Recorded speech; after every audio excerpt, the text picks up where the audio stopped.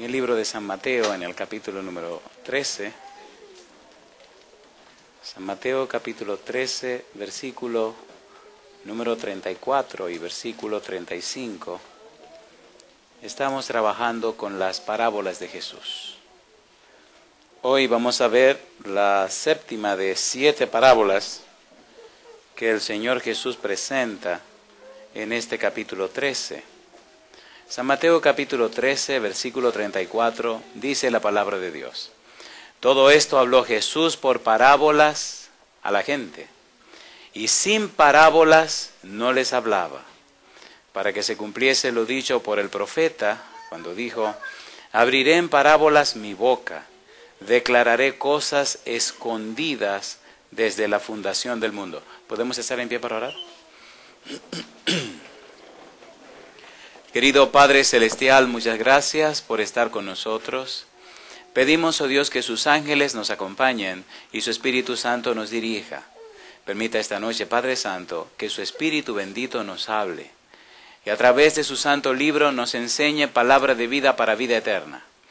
Y que al estudiar estas parábolas, cada uno de nosotros pueda descubrir, pueda comprender, entender, asimilar el significado y el valor de las mismas.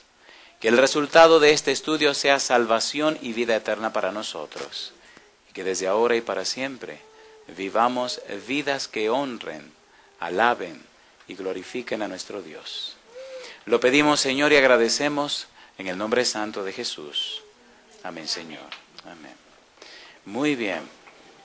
Hoy debemos hacer un viaje más extenso, pero vamos a comenzar en la parábola que se encuentra en el capítulo 13, versículo 47, hasta el versículo 50.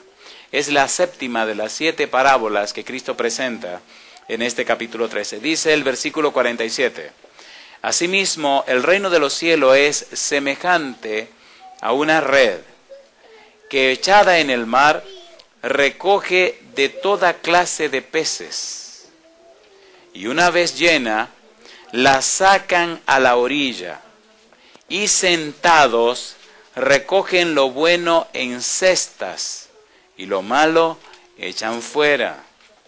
Así será al fin del siglo. Saldrán los ángeles y apartarán a los malos de entre los justos, y los echarán en el horno de fuego. Allí será el lloro y el crujir de dientes. Hay una pregunta que debemos hacernos cuando leemos esta parábola de la red. Mire, por ejemplo, el capítulo 13, los versículos 37 en adelante. Respondiendo él les dijo: el que siembra la buena semilla es el Hijo del Hombre. El campo es el mundo. La buena semilla son los hijos del reino, y la cizaña son los hijos del malo. El enemigo que la sembró es el diablo. La siega es el fin del siglo, y los segadores son los ángeles. ¿No le parece que la parábola de la cizaña y el trigo tiene mucho que ver con la parábola de la red? ¿Sí o no? ¿Hay 2 grupos? ¿Separan uno de otros? ¿Los malos lo tiran otra vez al mar y se quedan solo con los buenos? ¿Y no pasa lo mismo en la parábola del trigo y la cizaña? Si usted mira bien, en el capítulo 13, las 7 parábolas establecen claramente y nos dan la idea clara de un conflicto cósmico, de un conflicto del universo. Cada una de las parábolas define 2 grupos, los que sí y los que no. Por ejemplo, en la parábola del sembrador, ¿cuántos terrenos eran? 4. Pero de los 4 terrenos, ¿cuántos terrenos produjeron mucho? 1 solo, y los otros 3, nada. Así que solo hay 2 grupos, 3 que no hacen nada y un grupo que produce bastante. En la parábola del trigo y la cizaña, ¿cuántos grupos hay? 2. En la parábola de la red, ¿cuántos grupos hay? 2. Los peces buenos y los peces malos. Está envuelto en cada una de las parábolas un conflicto que debemos estudiar. Un conflicto que vamos a introducir hoy. Y más que eso, debemos conocer los antecedentes de la parábola del capítulo 13. ¿Por qué? Porque si no entendemos los antecedentes, no entenderemos las parábolas. Las parábolas aparecen en el capítulo 13 por una razón. Tienen una razón de ser. Recuerde que una parábola es una comparación. Y alguien definió una parábola como un conocimiento profundo espiritual a partir de acontecimientos sencillos de la vida. Cosas sencillas de la vida son usadas para enseñarnos verdades profundas del mundo espiritual. Descubrirlas, entonces, son bendiciones para nosotros. De allí la importancia y la trascendencia de lo que debemos hacer esta noche. Cuando estudiamos el capítulo 13, nos preguntamos, bueno, ¿por qué Cristo cambia de estrategia y cambia de metodología en el capítulo 13? Número 1. Número 2, ¿por qué en el capítulo 10 presenta la verdad en una forma directa? Número 3, ¿por qué en el capítulo 5, 6, 7 de Mateo, el Sermón del Monte, presenta la verdad en una forma directa y ahora en el capítulo 13 no lo hace así, sino que usa parábolas? ¿Qué es lo que está pasando? Es muy importante lo que vamos a estudiar ahora, por favor. Debemos entender que en el capítulo 13 Cristo hace un cambio de estrategia porque en el capítulo 11 y el capítulo 12 lo rechazan. A pesar de ser quien es, lo rechazan. A pesar de ser quien es, no lo reciben. A pesar de ser el Mesías, no lo quieren. Y a pesar de haber traído una bendición de Dios, no la aceptan. Y a pesar de presentarse como quien Él es, no está conforme a las expectativas del pueblo judío. Los judíos esperaban un Mesías diferente, un Mesías de otra manera, no un Mesías así. Nosotros queremos un Mesías conquistador, un Mesías libertador, un Mesías que vence al enemigo, un Mesías que nos hace rico, un Mesías que nos cambia esta miseria en los más poderosos de la tierra. Y Juan el Bautista había predicado eso, y Juan había dicho eso, y Juan creía eso. Por eso, cuando Juan está en la cárcel y los discípulos vienen y le dicen que Cristo se limita solo a sanar enfermos, a sacar demonios y a hacer milagros y maravillas, Juan se dice, mira, vayan y pregúntenle que si él era el que había de venir o esperamos a otro. Juan no oye que se están preparando para la guerra, no oye que están comenzando a derrumbar a las tropas o las legiones romanas y ve que Cristo se limita solamente a predicarle al pueblo la salvación. ¿Qué está pasando aquí? Y entonces en el capítulo 11 y 12 descubrimos cómo Cristo lo rechazan. San Mateo capítulo 11. San Mateo capítulo 11, versículo 12 en adelante. Mire usted lo que dice. Tenemos que entender este conflicto para entender el 13 y entender el porqué de las parábolas. San Mateo capítulo 11, versículo 2. Y al oír Juan en la cárcel los hechos de Cristo, le envió 2 de sus discípulos para preguntarle, ¿eres tú aquel que había de venir o esperaremos a otro? Le estaba faltando un poco de fe a Juan. Juan había sido el heraldo. Juan había visto descender el Espíritu sobre Jesús. Juan oyó la voz de Dios que habló del cielo. Juan se atrevió a decir, San Juan capítulo 1, versículo 33, que el mismo Dios le dijo que ese era el Mesías. Y ahora le manda a preguntar a Jesús que si es él o esperaremos a otro. Jesús no contestó. Miren lo que ocurrió, versículo 3. Y el 4, respondiendo Jesús les dijo a los enviados, id y haced saber a Juan las cosas que oís y veis.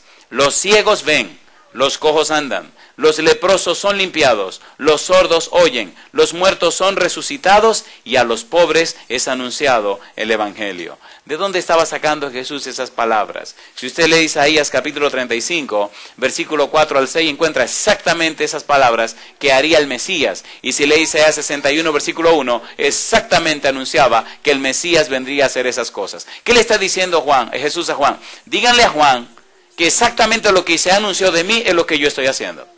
Que si las expectativas que ustedes tienen de mí son de otra manera, eso es problema de ustedes. Yo estoy cumpliendo con las expectativas bíblicas. Una pregunta le hago a usted.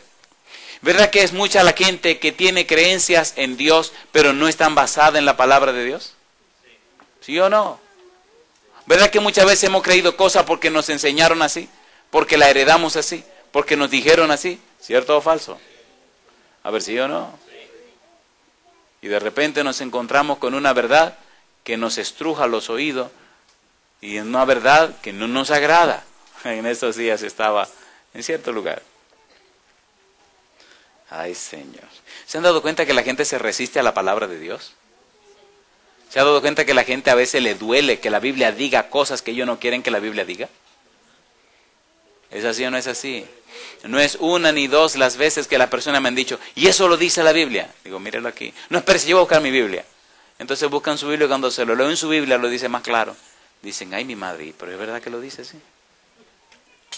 ¿Cierto o falso? Y es lo que está pasando. Dice, le dice Jesús a los discípulos de Juan, díganle a Juan que lo que dijo Isaías de mí es lo que yo estoy haciendo. ¿Qué le pasa a ustedes?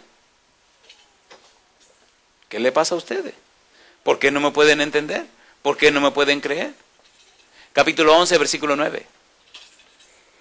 Dice el verso 9, pero, ¿qué salisteis a ver? ¿A un profeta? Sí, os digo, y más que profeta, porque este es de quien está escrito, he aquí yo envío mi mensajero delante de tu faz, el cual preparará tu camino delante de ti. ¿Qué es lo que está diciendo Jesús? Quiero que sepan, dice Jesús, que ese Juan Bautista que ustedes oyeron era el mensajero que anunciaba mi venida.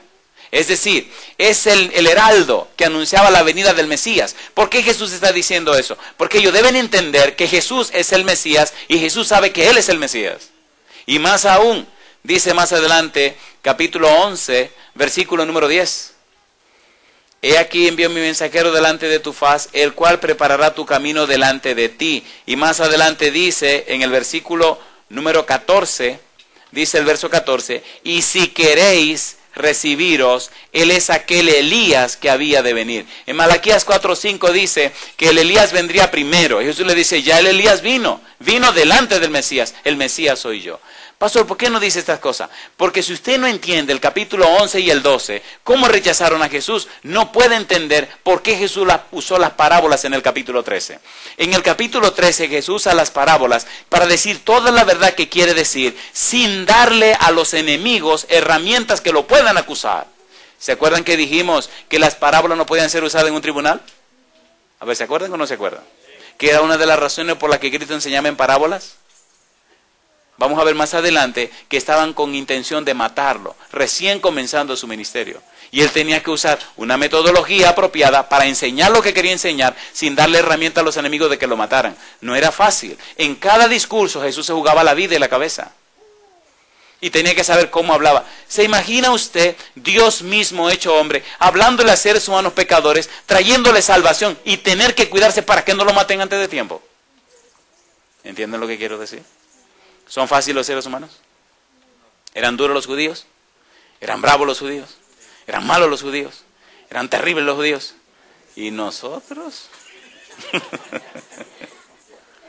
¿Cuántas musarañas tienen que hacer los predicadores? ¿Cuántas cosas tienen que decir para que usted se quiera salvar? ¿Es así o no es así? ¿Cuántos sermones no tiene uno que predicar para que usted se quiera salvar? Oiga, pero qué cosa, ¿eh? ¿Es así o no es así? Y demostrarle, y presentarle, y decirle, y explicarle, y oiga, buscarle toda la cosquillita, a ver si usted le encuentra la cosquillita. Y algunos ni cosquilla tienen. No, sencillamente no están interesados en salvarse. Estaba en un lugar determinado, en una parte del mundo que no hay ni que decir dónde.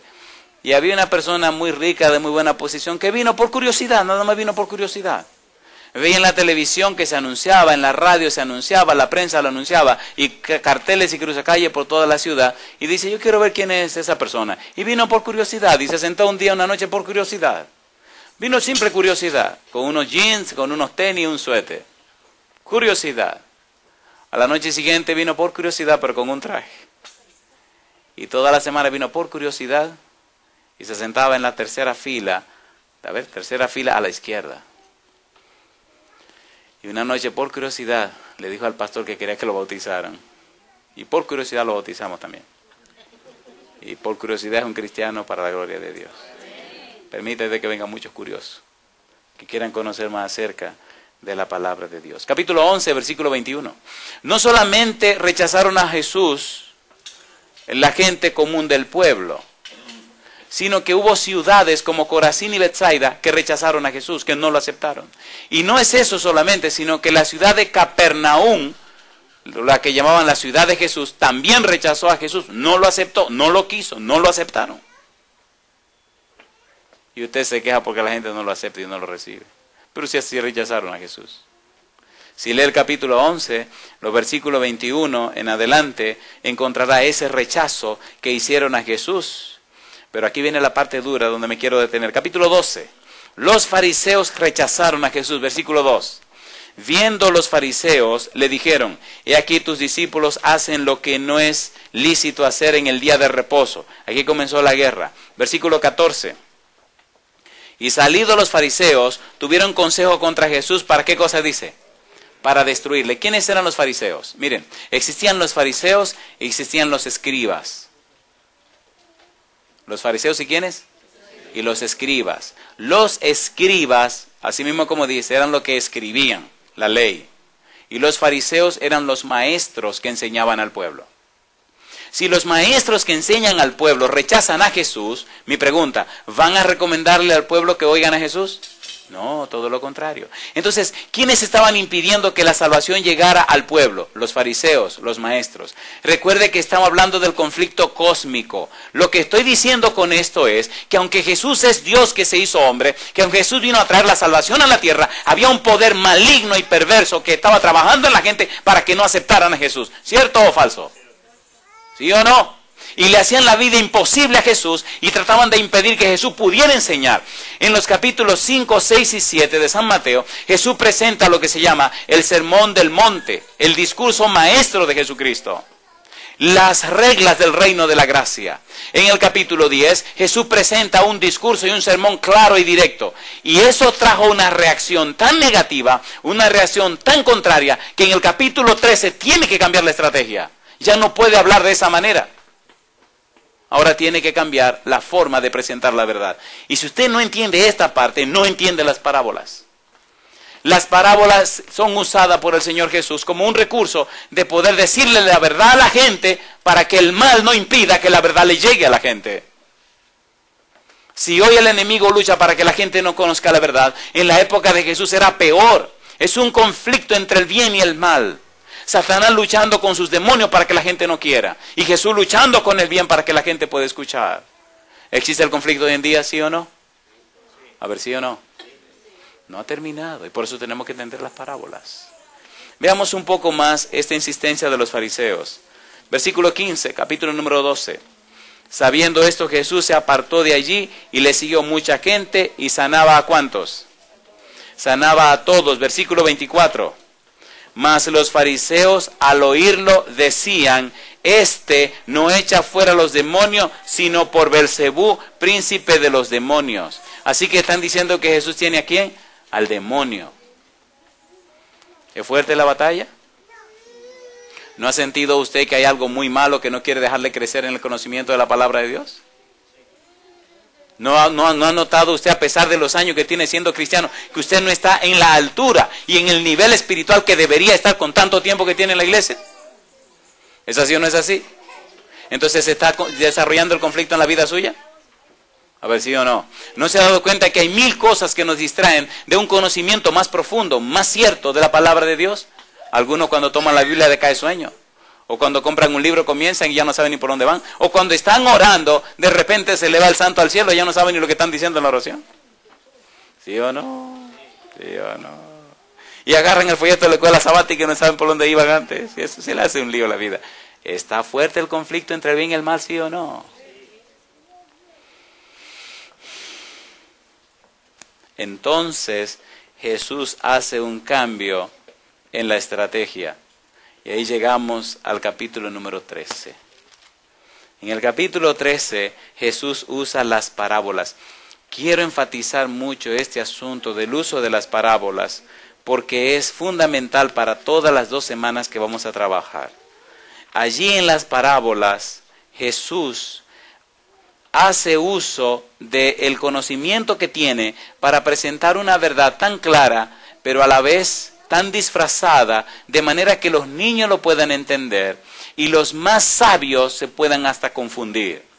Las parábolas salen a la luz en un contexto de rechazo. Lo rechazan la gente del pueblo, lo rechazan los fariseos, lo rechaza la gente que cree, la gente que puede, y entonces al oír las parábolas se quedan, como dicen los mexicanos, se quedan picados. Quieren saber qué es lo que significan las parábolas. ¿Qué es lo que él quiere decir? Y como dice el versículo 34 y el versículo 35, dice el 34, todo esto habló Jesús por parábolas a la gente, y sin parábolas no les hablaba, para que se cumpliese lo dicho por el profeta cuando dijo, abriré en parábolas mi boca, declararé cosas escondidas desde la fundación del mundo. ¿Qué cosa hay escondido desde la fundación del mundo? El misterio de la piedad y el misterio de la iniquidad. La pregunta, ¿cómo surgió el mal? Misterio de la iniquidad. La pregunta, ¿cómo puede ser Dios tan bueno con gente tan mala? Misterio de la piedad. ¿cómo es posible, cómo le cabe a nadie en la cabeza que el todopoderoso Dios, el creador del universo, aquel que el universo entero no lo puede contener, aquel que no puede ser atrapado en el tiempo, aquel que no puede ser atrapado en el vastísimo universo, aquel que es más grande que todo el universo, cómo es posible que el todopoderoso creador del cielo y la tierra se hiciera tan poquita cosa que se depositara en el vientre de una mujer? Explíqueme eso. Se llama misterio de la piedad. ¿Cómo es posible que naciera el todopoderoso creador como un niño indefenso entre animales en un establo? Explíqueme eso. ¿Y cómo es posible que seres de otra nación, que eran llamados paganos, que no conocían la palabra de Dios como los judíos, vinieran de lejos siguiendo una estrella y llegaran hasta Jerusalén y se postraran para adorar al Dios todopoderoso que estaban haciendo como un niño? Y la misma gente de Israel, los conocedores de la verdad, no supieran que ahí había nacido el niño en Belén. Misterio de la piedad. ¿Se entiende lo que estoy diciendo? Conflicto cósmico. ¿Y cómo es que usted no puede entender todo lo que se ha desarrollado en este planeta, todo lo que se ha entendido hasta el día de hoy, tanta luz que hay y todavía hoy la gente no conoce a Jesús? Misterio de iniquidad.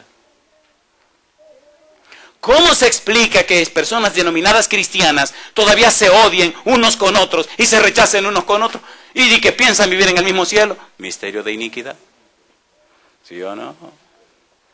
¿Sí o no? ¿Sí o no? ¿Verdad que cada día hay más cristianos en la tierra? ¿Y por qué impera tanto el mal? ¿Verdad que cada día hay nuevas iglesias y más supuestos cristianos en todo el mundo? ¿Y por qué el mundo se está yendo a pedazos? ¿Qué pasa con esos cristianos? ¿Cómo es que el mal impera tanto cuando cada día hay más cristianos? Misterio de iniquidad, conflicto cósmico. ¿Es así o no es así? ¿Es así o no es así? ¿Tienen sentido las parábolas? Claro. Claro, y entonces hay que tomarlas, colocarlas en el momento en que aparecieron y luego aplicárnoslas a nosotros hoy día. ¿Hay trigo y cizaña hoy día? ¿Hay diferentes tipos de terreno? ¿Sí o no? ¿Vendrá el Señor a recoger a sus hijos? ¿Pondrá uno de la derecha y otro a la izquierda? ¿Usted estará en alguno de los dos lugares?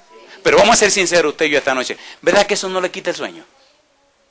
No le quita el sueño. ¿Verdad que usted nunca ha tomado bien en serio el asunto de, ven acá, ¿dónde estoy yo realmente con Dios? ¿Estoy en la posición de salvarme o en la posición de estar perdido? Nadie piensa en eso. Se acuestan en la noche muy seguros de que van a amanecer. ¿Y quién le asegura a usted la vida para mañana? ¿Tiene sentido o no tiene sentido? A ver, ¿sí o no, queridos? ¿Verdad que deberíamos tomar más en serio este asunto? ¿Sí o no?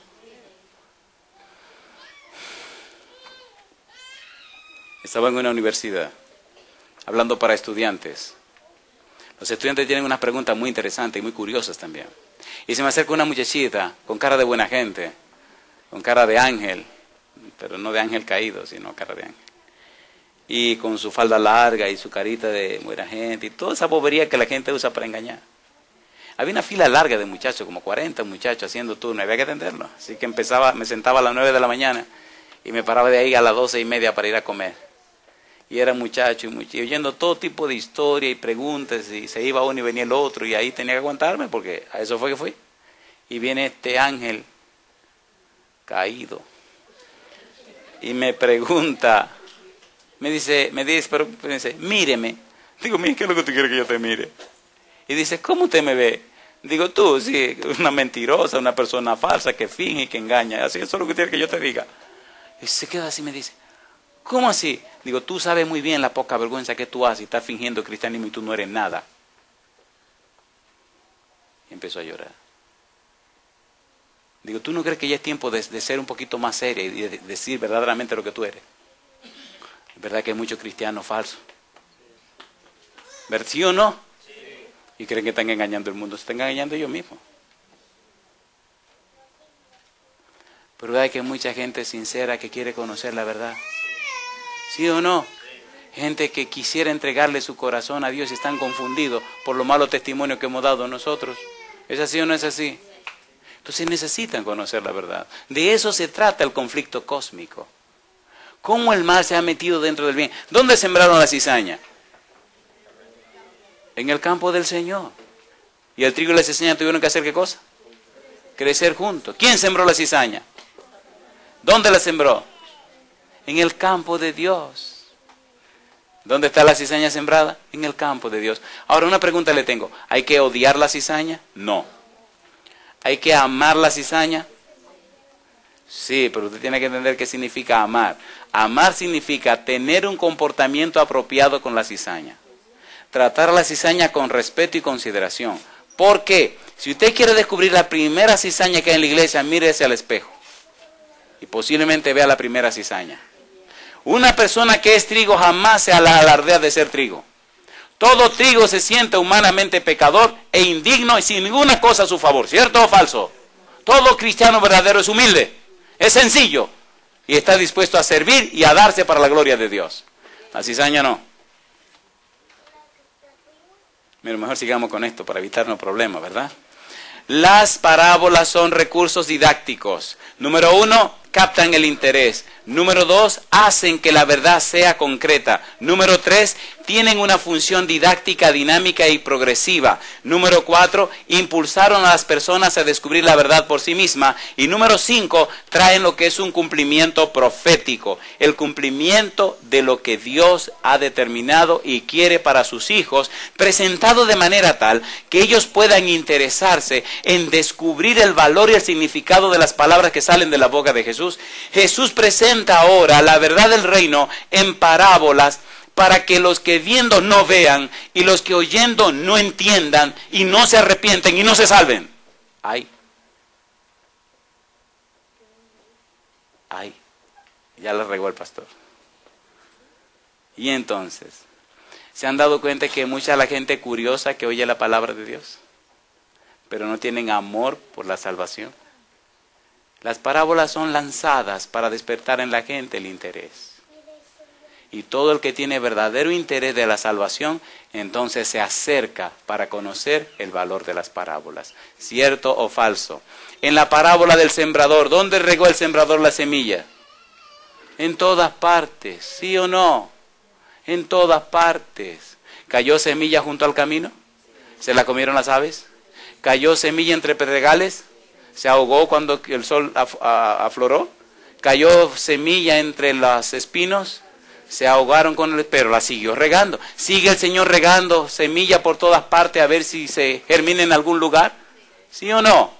¿Verdad que muchas veces la semilla cae en lugares donde jamás se pensó que iba a germinar y produce 100 por 1 y hace maravilla esa semilla? ¿Sí o no?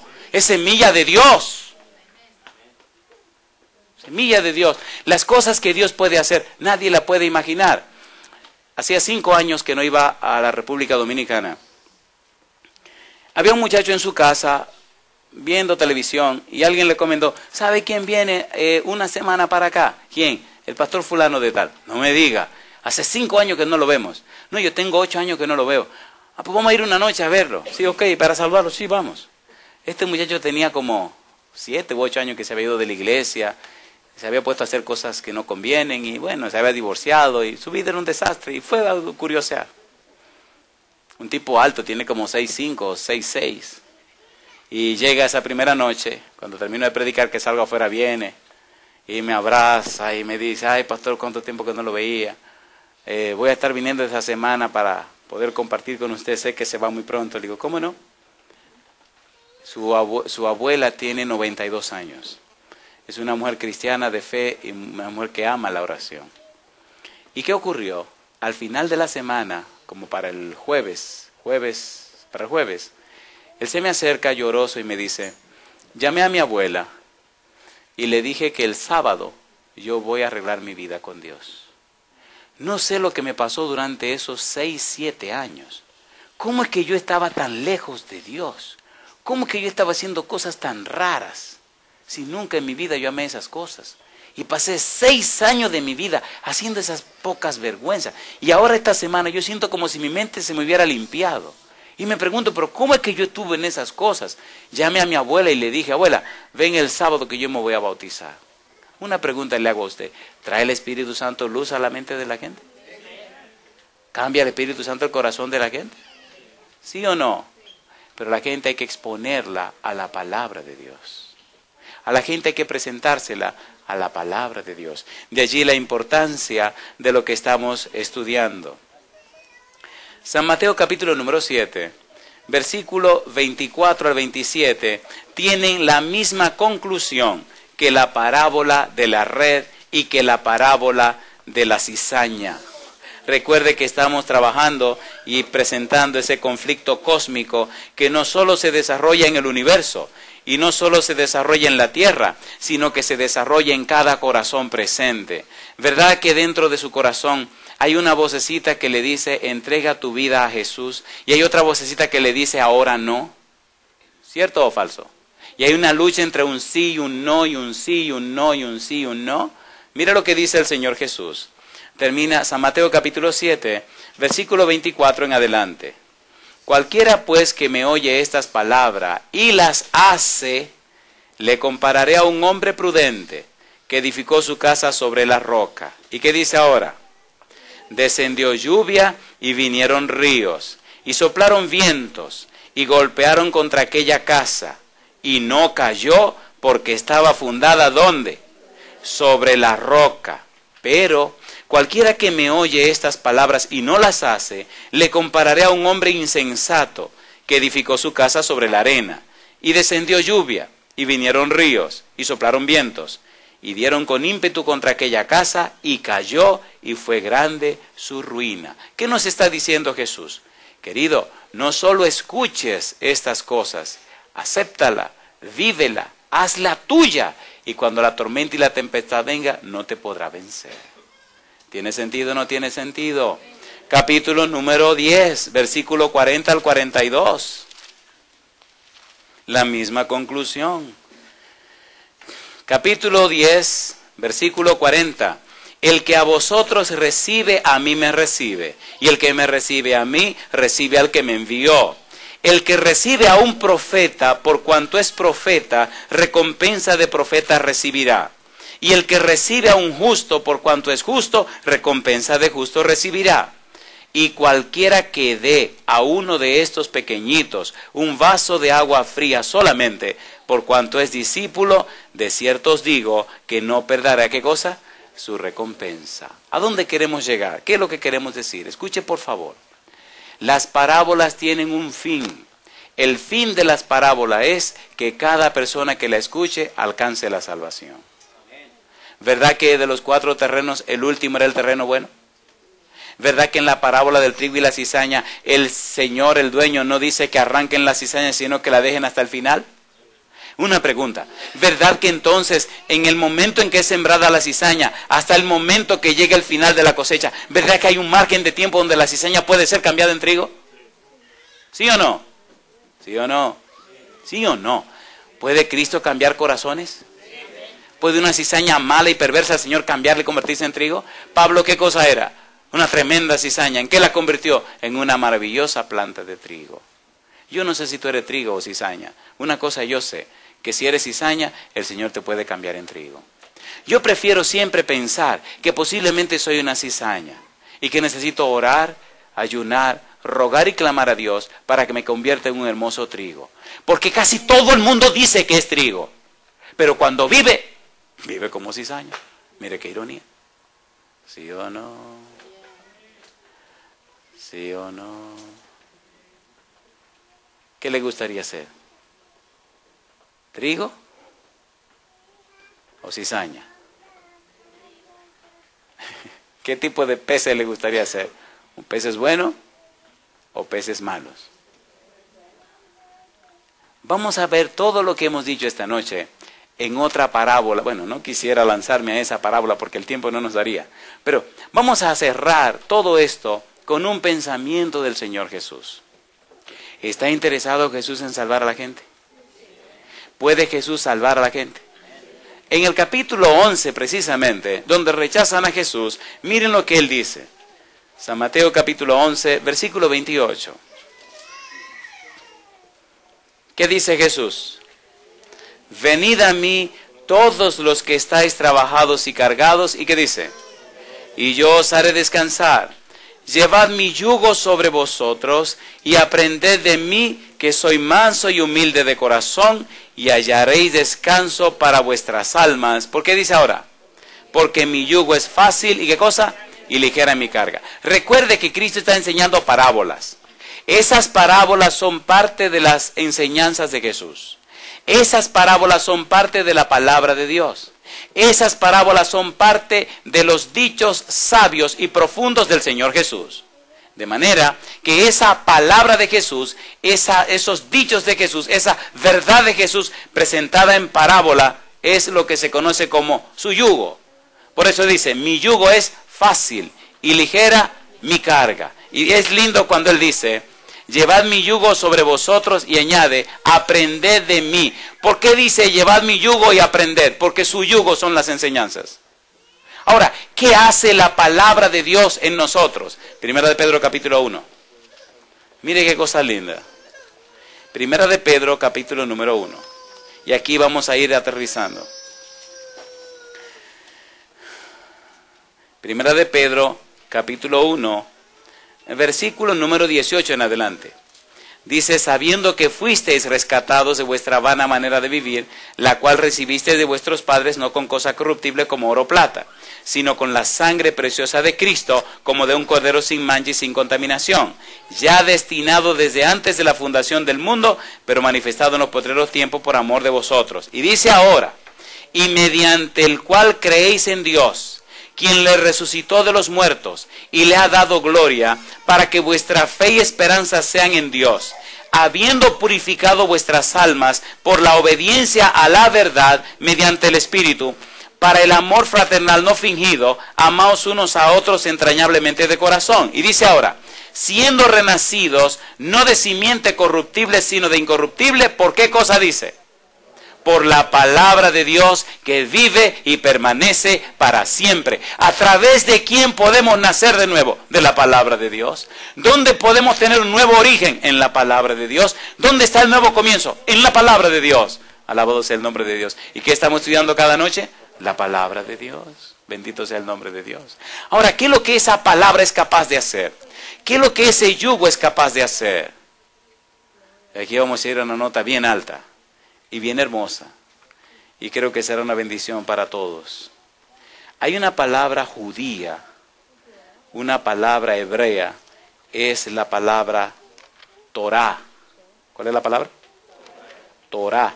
La palabra Torah significa enseñanzas, significa la ley, la Torah, los 5 libros de Moisés. En el Salmo número 19, mire lo que dice. Salmo número 19. Mire qué cosa linda. Y ahora voy a pedirle, por favor, que por un instante nos aprendamos este juego de palabras. Salmo 19, versículos 7 al 10. En estos versículos pocos hay una profundidad de conocimiento maravilloso. Dice el versículo 7. La ley de Jehová es perfecta, ¿qué hace? Que convierte el alma. Escuche por favor. Cuando Jesús dice, porque mi yugo es fácil, ese yugo se refiere a sus enseñanzas. Ahora, esas enseñanzas, ¿qué cosas son? Su palabra. Esa ley de Jehová, esa Torah, no es solo los 10 mandamientos. Los 10 mandamientos son parte de la Torah. La Torah es las enseñanzas de Jesús. ¿Qué hacen las enseñanzas de Jesús? Dice, la ley de Jehová es perfecta. ¿Por qué cosa es la ley de Jehová perfecta? Convierte el alma. Y vamos a jugar el juego ahora. Recuerde que estamos trabajando con las parábolas. Recuerde que Mateo decía que el Señor abriría su boca en parábolas para enseñar cosas profundas que estaban ocultas desde antes de la fundación del mundo. Recuerde que para allá que vamos. En estos pocos pasajes, versículos 7 al 10, se esconde una verdad tan profunda en relación a la palabra de Dios y la vamos a descubrir. Recuerde siempre esta frase, paralelismo de las líneas. ¿Cuál es la frase? Paralelismo de las líneas.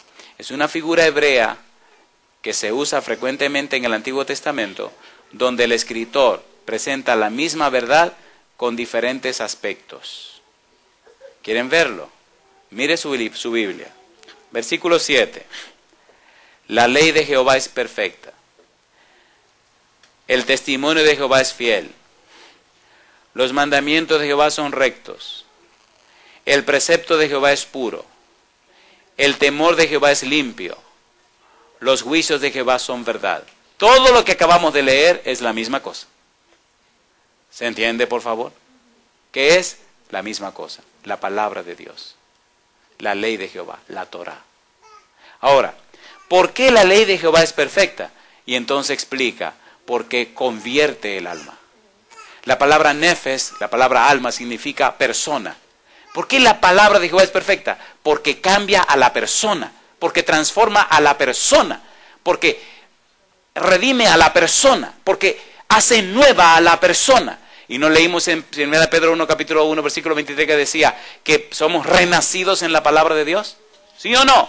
Cuando usted se expone a la palabra de Dios, cuando usted conoce la palabra de Dios, cuando usted entiende la palabra de Dios, cuando usted asimila la palabra de Dios, cuando la deja entrar, esa palabra de Dios tiene tanto poder que transforma la vida suya. Lo convierte en una nueva persona. Le da un nuevo sentir a la vida. En el libro de Proverbios capítulo 4, versículo 18, la Biblia dice: porque la senda de los justos es como la luz de la aurora, que va en aumento hasta que el día es perfecto. ¿Cierto o falso? ¿Cambia la vida de las personas? Dice, la ley de Jehová es perfecta porque convierte el alma. El testimonio de Jehová es fiel, que hace sabio al sencillo. Los mandamientos de Jehová son rectos, que alegran el corazón. El precepto de Jehová es puro, que alumbra los ojos. El temor de Jehová es limpio, que permanece para siempre. Los juicios de Jehová son verdad, todos justos. Y añaden un increscendo: deseables son más que el oro, y más que mucho oro afinado, y dulces más que la miel, y que la que destila del panal. En conclusión, cuando las parábolas comienzan a salir de la boca de Jesús, es como una fuente de agua viva que sale para dar vida a los sedientos y a los hambrientos y levantar a los muertos y hacer de ellos nuevas criaturas. ¿Transformaron las palabras de Jesús la vida de mucha gente? ¿Sí o no? ¿Cuántos demonios tenía aquella mujer? María Magdalena tenía 7 demonios. ¿Los retiró Jesús? Pedro tenía un carácter irascible, un carácter rarísimo y feísimo. ¿Lo cambió Jesús? ¿Juan y Santiago cambiaron? ¿Sí o no? Sí. La pregunta esta noche: ¿se atreve usted a exponerse a la palabra de Dios para que lo cambie? ¿Para que lo transforme? ¿Para que lo convierta en un hijo de Dios? Es el valor de las parábolas. Quisiera usted, cuando el Señor venga, poder decir: he aquí, este es nuestro Dios, le hemos esperado y Él nos salvará. Quisiera usted estar en pie cuando Jesús venga y que le diga: bien, buen siervo fiel, sobre poco has sido fiel, sobre mucho te pondré, entra en el gozo de tu Señor. ¿Le gustaría escuchar esas palabras? Si le gustaría, póngase en pie conmigo. Cuando el Señor Jesús venga, habrá 2 grupos, así como dice la parábola. San Mateo capítulo 25 dice que habrá solo 2 grupos. En uno de los 2 grupos estará usted. Y me gustaría orar especialmente por los que van a estar en el primer grupo. Por el segundo grupo no. Dice el Señor Jesús en Mateo capítulo número 25, versículo 33, y pondrá las ovejas a su derecha. ¿Y ahora qué dice? Y los cabritos a su izquierda. Entonces el rey dirá a los de su derecha: venid benditos de mi Padre, heredad del reino preparado para vosotros desde la fundación del mundo, porque tuve hambre y me disteis de comer, tuve sed y me disteis de beber, fui forastero y me recogisteis, estuve desnudo y me cubristeis, enfermo y me visitasteis en la cárcel y vinisteis a mí. Entonces los justos responderán diciendo: Señor, ¿cuándo te vimos hambriento y te sustentamos, o sediento y te dimos de beber? ¿Y cuándo te vimos forastero y te recogimos, o desnudo y te cubrimos? ¿O cuándo te vimos enfermo o en la cárcel y vinimos a ti? Y respondiendo el rey les dirá: de cierto os digo, que en cuanto lo hicisteis a uno de estos mis hermanos más pequeños, a mí lo hicisteis. ¿Cuánta teología sabía esta gente?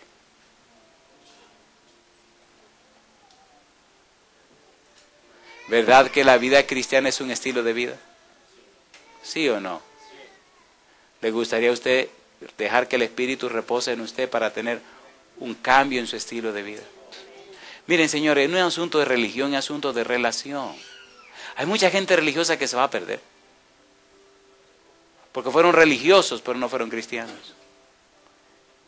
Se necesitan más cristianos. No hay que forzarse, es solo rendirse al Señor. ¿Usted se atreve esta noche a dejar de luchar y rendirse al Señor? ¿Cuántos se atreven a hacer esa decisión? Yo quisiera hacer una pregunta final hoy. ¿Cuántos de los presentes piensan que vale la pena que nos reunamos cada noche a estudiar la palabra de Dios? Vamos a ser bien sinceros. Yo quisiera esta noche ser más atrevido. ¿Cuántos de ustedes tienen más de 10 años siendo cristianos? Más de 10 años. Más de 10, fantástico. Yo quiero terminar haciéndole una pregunta a ustedes, que junto conmigo tenemos más de 10 años. Ya yo tengo 28 años. 28, sí, 28 años. 28 años siendo cristiano. Tengo más tiempo siendo cristiano que los que duré sin ser cristiano. ¿Verdad que aunque los años pasen, uno descubre que tiene que crecer más? Consagrarse más. ¿Sí o no? ¿Le parece bien si esta noche oramos por nosotros?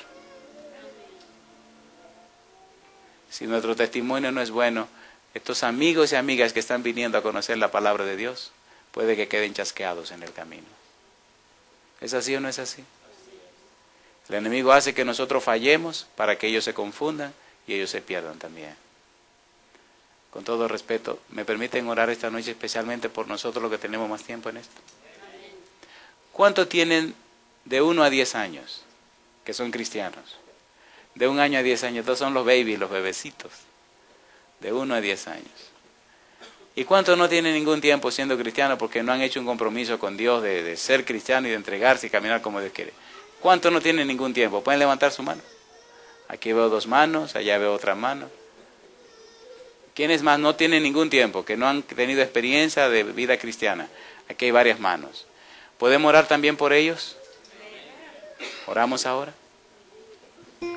Querido Padre Celestial, agradecemos la oportunidad por habernos reunido esta noche para estudiar su palabra. Gracias, Señor, por la belleza, gracias por la hermosura de su santo libro. Señor, aquí hay personas con más de 10 años caminando con usted. Estoy en ese grupo, mi Señor. Reconocemos que no hemos sido lo que debemos ser, ni hemos vivido a la altura de lo que deberíamos vivir. Es más, es posible, Señor, que hasta hayamos descuidado en tantos años el aprender nuevas cosas para enseñar a otros. Y tal vez nos hayamos quedado en un círculo vicioso dando vueltas. Perdónenos, Señor. Despierte en nosotros más interés para orar y estudiar la Biblia y enseñar a otros el conocimiento de su verdad. Predicar el mensaje de salvación. A los bebés espirituales que tienen de 1 añito a 10 años, Señor, lo dejamos en su mano santa. No permita que nuestro mal testimonio le dañe su vida. No permita que nuestra indiferencia y nuestra dejadez quite en ellos el interés de crecer. Y a esos que no han nacido todavía, que están apenas en el vientre, Dios Santo, aliméntelo con su palabra para que cuando nazcan fuertes y sanos para gloria de su nombre. Enséñenos para cuidarlos, alimentarlos a tiempo, orar por ellos, visitarlos, acompañarlos, enseñarles, instruirlos, para que cuando se levanten en su presencia, Dios Santo, cuando nazcan de agua y del Espíritu, puedan nacer vestidos con el manto de su justicia y ungidos con el Espíritu Santo. Esperamos, Dios, en estas 2 semanas, que muchos de ellos hagan su decisión por usted y decidan negarse a ellos mismos, tomar la cruz de ellos y seguir en pos de Cristo Jesús. En su mano santa los dejamos, Señor, y pedimos su presencia y su compañía de regreso a nuestros hogares. Gracias, Dios, por escucharnos. Lo pedimos y agradecemos en el nombre santo de Jesús. Amén, Señor. Que Dios les bendiga. Feliz noche. Muchas gracias.